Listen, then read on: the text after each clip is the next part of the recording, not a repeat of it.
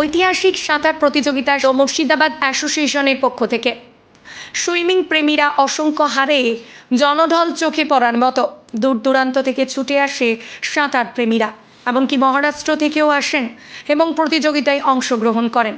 সুতির আহিরন ব্যারেজ ঘাট থেকে বহরমপুর পর্যন্ত সকাল 4টায় 9 জন প্রতিযোগী নিয়ে শুরু হয় 78তম 81 কিমি গঙ্গা বক্ষের সাঁতার প্রতিযোগিতা। এই প্রতিযোগিতায় মহারাষ্ট্রের 4 জন ও 1 জন মহিলা সহ মোট 9 জন প্রতিযোগী অংশগ্রহণ করেন।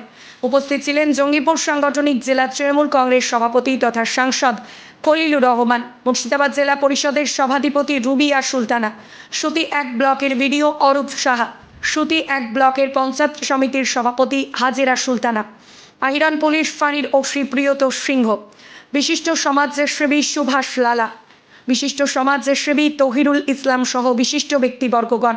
ব্যুরো রিপোর্ট, নিউজ আড্ডা 20।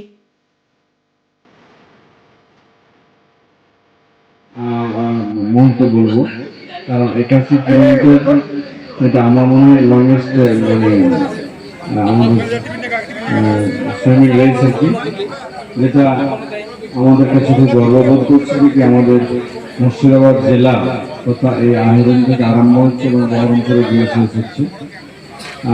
কাজে যে সমস্ত অতিথিবৃন্দ মঞ্চে নিজস্ব আছেন আমি সকলকে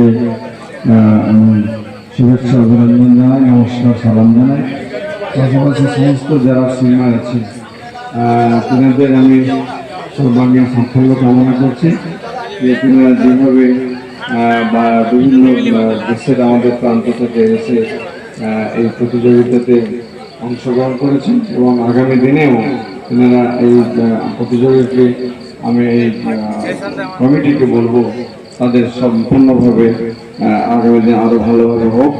আমি এই আহ্বান বা বক্তব্য ভালো থাকবেন।